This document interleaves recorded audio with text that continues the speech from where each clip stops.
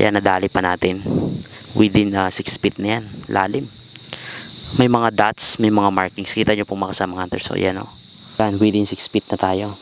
Actually, palalim na tayo ng palalim, pero makikita nyo, sinusundan pa rin tayo ng uling. Meaning na sa pagkakalagay ng mga Japanese nung sila ay naglagay ng treasure dito, naglagay din sila ng mga charcoal ng mga uling bilang trail to treasure. Naghukay ulit tayo, at ngayon ay itong ang mga stone trap na humaharang dito sa ating operation ay tinatanggal natin dahil sa pag-ulan, dahil sa pagkakatapos lang ng bagyo, natambakan uli ng putik yung ating treasure site. Ngayon ay na-clearing na natin ang mga putik at tatanggalin natin itong bato na harang. Babasagin natin itong mga harang na bato na ligay ng hapon dito sa bungad ng ating treasure site dahil hindi na mayangat kasi sobrang bigat. Ito yung mga bato na man-made, talagang ginawa nila. Ayan, para madaling mayangat mga kasamang hunters, kailangan nating durug-durugin talaga sa dyan mismo sa site na yan para madali ang pag-angat.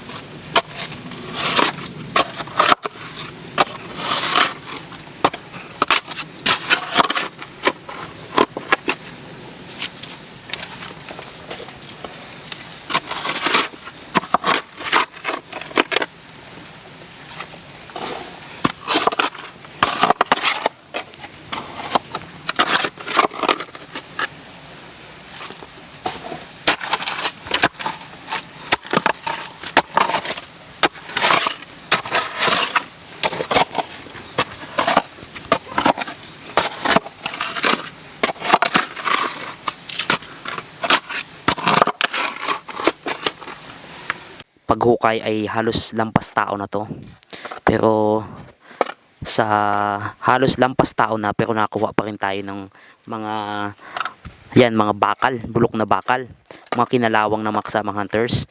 At yan may nakita pa tayo na mga another na pile ng mga bato na galing sa ilog. Nakikita nyo po mga kasamang hunters mga nabulok na mga bakal. Siguro nung una yan markings talaga, kaso nga lang sa katagalan ng panahon hindi nakayanan, nabulok na. Yan, kita nyo po mga kasamang hunters, lampas tao na yung ating treasure site na to, halos lampas tao na, pero makikita nyo may mga presensya pa rin ng bakal, mga bato na galing sa ilog. Yan, kung inyong makikita mga kasamang hunters.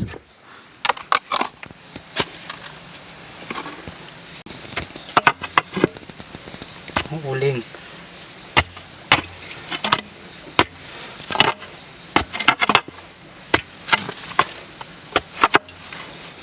Kung inyong makikita mga kasamang hunters, mayroong bakal, naghalo-halo na uling, bakal, mga bato na galing sa ilog, mga graba, at within 6 feet.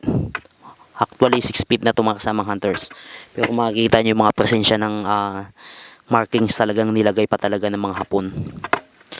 Kaya dyan mo makikita mga kasamang hunters na itong treasure site natin ay positive, confirm ito ay man-made, hindi ito mga natural lang na.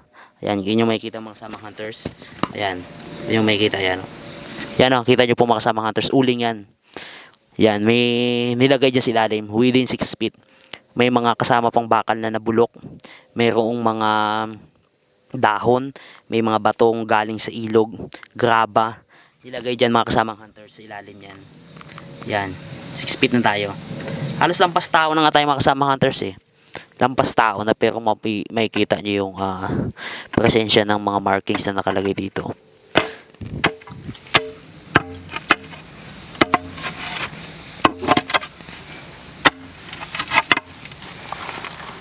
Okay, kita nyo po mga kasamang hunters yan within 6 feet yan, nakatali pa tayo ng mga markings. Ano yan?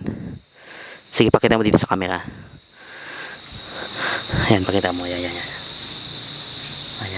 Focus natin, focus lang. Yan. Yung makikita mga kasamang hunters yan, naka-hit tayo ng markings. Yan, makikita nyo po mga kasamang hunters. Ayan, nadali pa natin. Within 6 feet na yan, lalim. May mga dots, may mga markings. Kita nyo po mga kasamang hunters. So, ayan o. Ayan. Perfect. Markings. Positive mga kasamang hunters. Itong site natin positive. Makikita nyo, within 6 feet, nakakadali pa tayo nyan. Grabe. Ayan, kita nyo po mga kasamang hunters. Grabe. Yan, within 6 feet na tayo. Actually, palalim na tayo ng palalim, pero makikita nyo, sinusundan pa rin tayo ng uling. Meaning na sa pagkakalagay ng mga Japanese nung sila ay naglagay ng treasure dito, naglagay din sila ng mga charcoal ng mga uling bilang trail to treasure.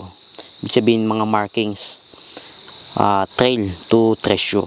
Yan, kita nyo po mga kasamang hunters. Pero kapag uling na yan, medyo malayo pa tayo mga kasamang hunters. Yan ay nagpapatunay lang na positive yung ating site na dinadaanan. Ayan, kita nyo po mga kasamang hunters. Sunod-sunod na yung bakal nating nakukuha. Grabe. Kaso mga bulok ng mga kasamang hunters. Yan, within 6 feet. Sunod-sunod na yung mga kinakalawang ng mga markings. Ang mga kalungkot lang mga kasamang hunters, hindi na siya, hindi na nabuo. Kaya hindi natin mababasa kung anong itsura ng mga bakal na inilagay ng mga Japanese during Second World War. Ayan o. Kinalawang na. Sobrang tagal. Nagkahalo mga kasamang hunters, bakal, uling. Pinaghalo-halo nila. Yan, kita nyo po mga kasamang hunters yan o. Bakal ang nasa taas, uling ang nasa ilalim. Graba, batong galing sa ilog yan. Kita nyo po mga kasamang hunters. Meaning yan ay trail to treasure mga kasamang hunters.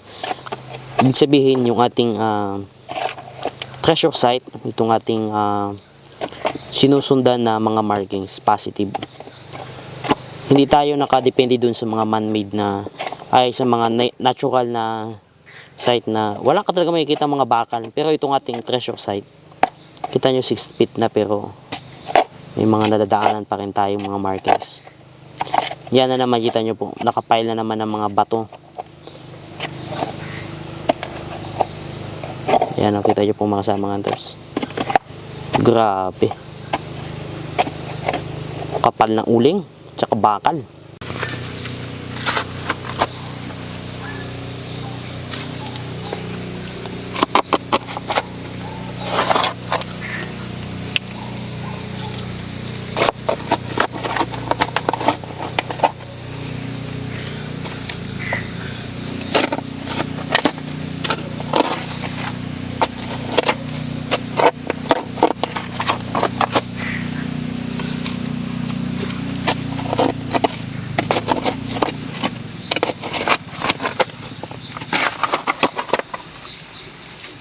Yan, kita nyo po mga kasamang hunters ay sa pagpapatuloy ng ating treasure operation, kita nyo po na tinambakan ng mga bato. Kung inyo makikita mga kasamang hunters, puro bato na. Kanina puro lupa lang yan, tambak na mga graba, buhangin. Kung inyo makikita mga kasamang hunters, bato na. Kasunod. Meaning napakadaming tambak, tinambakan ng bato ito mga kasamang hunters. Ayan, mula dyan sa kabila hanggang dito sa may gilid sa kabila. Grabe yung bato mga kasamang hunters. Ang lalaking mga pile ng batong inilagay bilang harang dito sa main target natin mga kasamang hunters.